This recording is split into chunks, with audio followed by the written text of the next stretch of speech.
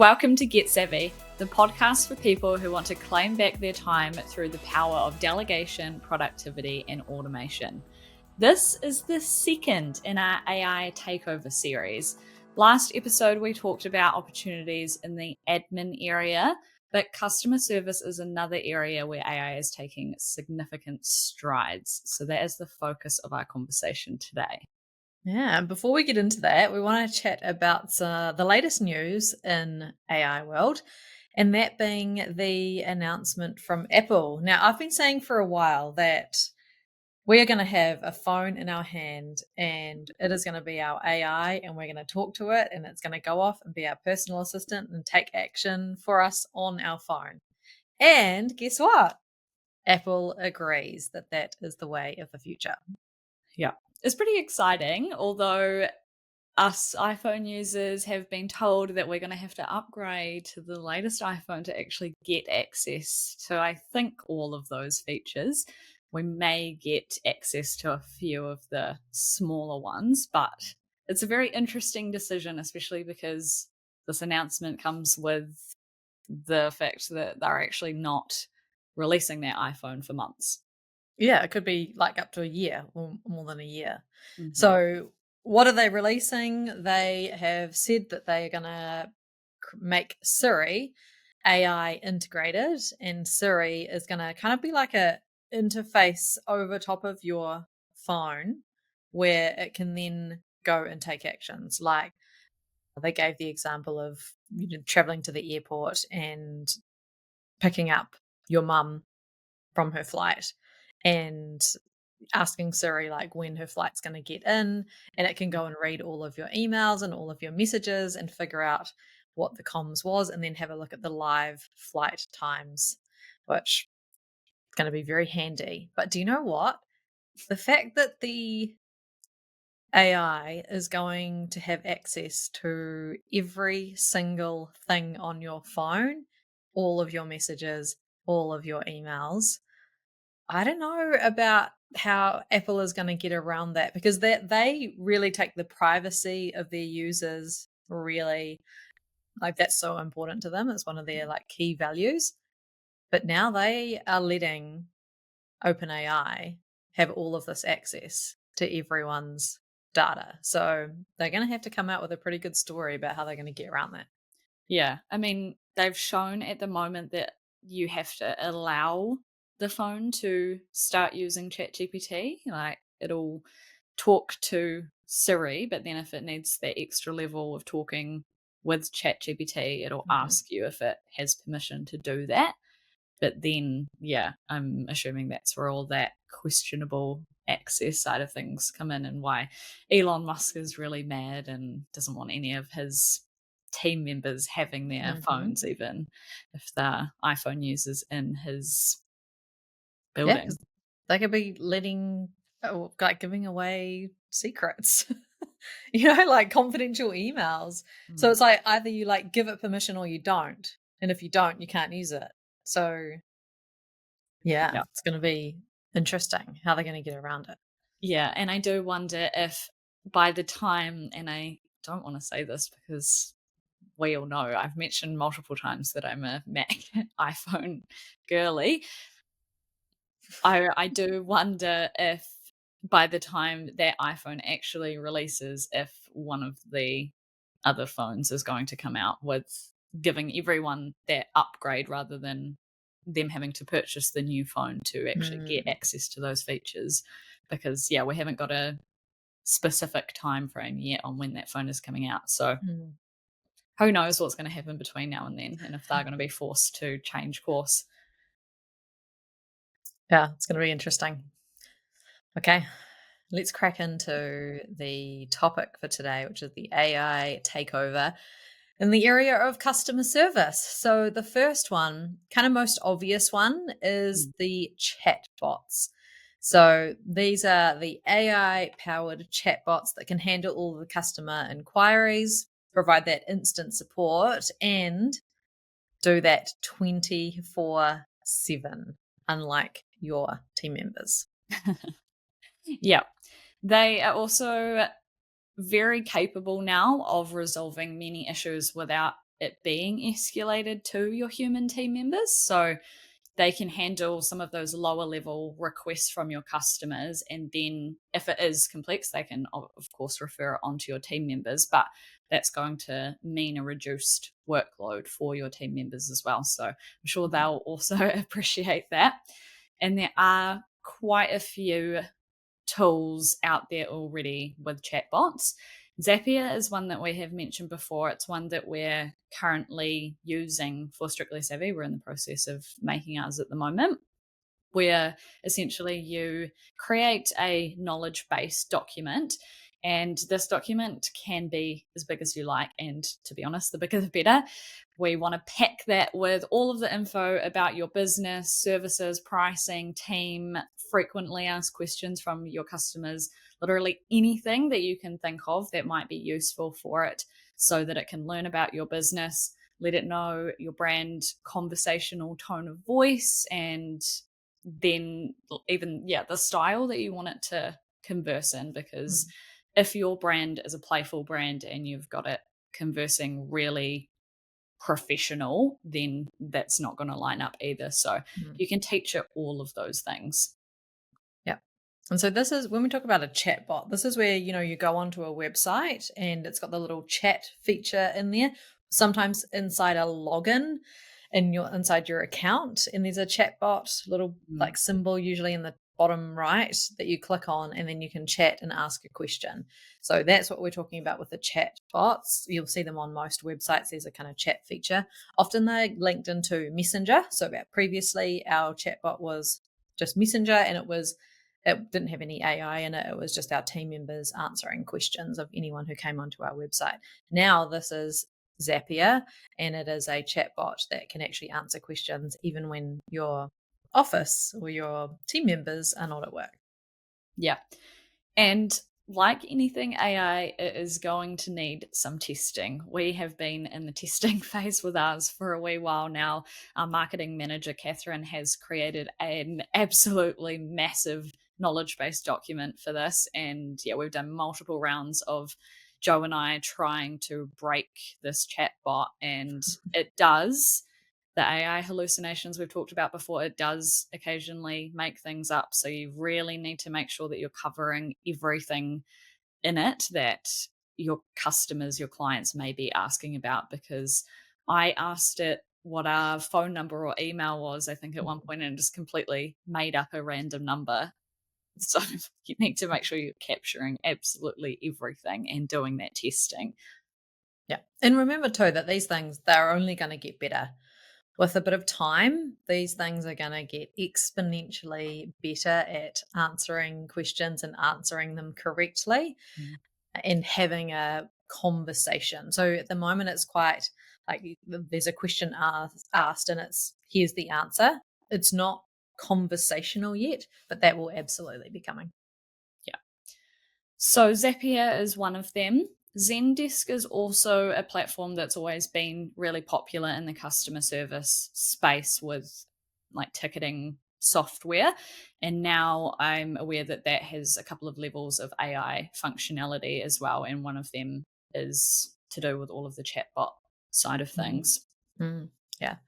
Another one that I've seen come out. So I follow a coach online and she is teaching how to use voice flow to set up a chatbot, and the chatbot being inside like a coaching program or a course that can have all the information about that course or about the kind of advice or coaching that someone might give. But that is all loaded into the voice flow tool, and a chatbot is inside a course or like inside an account login for someone who's offering kind of coaching services. So that's another one to look into as well. Cool. So these are usually paid tools, and like anything in this space, if you're going to be paying for it, we definitely recommend doing your research and actually finding one that's suitable for you and your brand. Don't just pay for the first one that shows up when you Google it. Yeah. Okay, the next one is interesting. I have not seen this one yet, Teesha. So tell us all about the phone call notes. So AI can live transcribe phone calls, which can be really, really handy, especially for people in like call centers, customer service agents, or even your sales team members that are writing up notes after sales calls. It's going to cut down all of that, and they don't have to do that note taking because AI will transcribe it for them. Granted, it may not be 100% flawless. At the moment, we use HubSpot for CRM, and it has a function that has automatically integrated with our sales hub where it transcribes the phone calls, but it does struggle a little bit with our New Zealand accent. So some of the words that it transcribes are not accurate, but overall, being able to come out of a phone call and then have these really quick notes already there so that you can remember what you've discussed, say, on that sales call, or if then you need someone else to listen to that call, you can easily scan through that transcription and then jump down to where the part of the conversation is that you need to be looking at. So, yeah, a few reasons there why that will be really handy for quite a few people. That's awesome. Okay. The next one is intent detection and call routing. Another interesting one, which you probably have conversed with before or come across, but you haven't realized exactly what it is. So tell us about that one, T. Yep. So have you ever called your bank and done the "my voice confirms my identity" thing? Or said to the little robot what your call is about and then it directs the call for you? That is AI, and that's that intent detection and call routing. So if you're a business with multiple departments, then this could be something that could be of interest to you. And AI can then interpret whether your customer needs to talk to this person or that person and direct them to the right department so that they're not having to do that manual sort of press 1 for shipping, press 2 for complaints. Although this service is likely one that you would only look into if you have a significant amount of departments or spend a decent amount of time on this, or if it's integrated with one of these other customer service based AI tools that we're talking about at the moment, not probably a standalone type service that you would look for. Yeah, there needs to be a significant volume for sure, and a bigger company. Yeah. But yes, that is AI that you're talking to, or yeah, that you're talking to that's listening to you when you're saying, "My voice confirms my identity." Yeah, awesome. The next one is voice bots. So this one is one where the AI is actually having the phone call. It's making the phone call, receiving the phone call. Yeah. It sounds scary, and a lot of people will freak out at this one because it's like, oh, this is what they've warned us about. But we do already, on a semi basic level, have those conversational AI tools with the Alexas, the Siris, the phone app of ChatGPT that you can have a conversation with. They're already capable of verbally conversing with a human. So this is along those lines. And essentially, you actually configure your own AI agent with its own behaviors, its own tone, its own personality. So, like we're doing with the chatbots, you're giving it one of those sort of knowledge base documents and training it to be this perfect agent that is looking after your customer service for you. And yeah, that comes right down to the personality as well. So within these voice bots, there are a couple of different ones. So there are the outbound agents who you're essentially just giving a script to. You'll tell it the time, the date that you want the calls to happen, and then the AI agent takes your script and the customer name. So you can have variables just like you would with your email marketing, put in, first name, and then it'll change that each time it does the call. But it'll read off of that script and make those outbound calls for you. So that would be really good for things like appointment reminder calls, or potentially even marketing or sales calls if you wanted to be really bold. Mm. Again, would require a lot of testing, but if you really got that right personality in there, then I can see how that could be a really cool feature that you could use. Yeah. I mean, they call them appointment setters as well, don't they? Mm. So going out, making the phone calls to get appointment sales calls booked into your salesperson's calendar. Yeah. And they could make a lot of calls. Yes. Yeah, exactly. And they can be doing it, in the evenings when your team may not necessarily be working as well. So, Mm-hmm. yeah, there are definitely the advantages to having an AI agent. There are also the inbound AI agents. So these guys will have essentially three different levels. So, like I mentioned before, like the chatbots, you'll have the knowledge based document. So the AI agent voice bot will be able to converse verbally based on this, answering those frequently asked questions about your business for callers that are ringing in. Then the second level will be if the request is too difficult for your agent, then they will move to that intent direction call routing that we talked about before.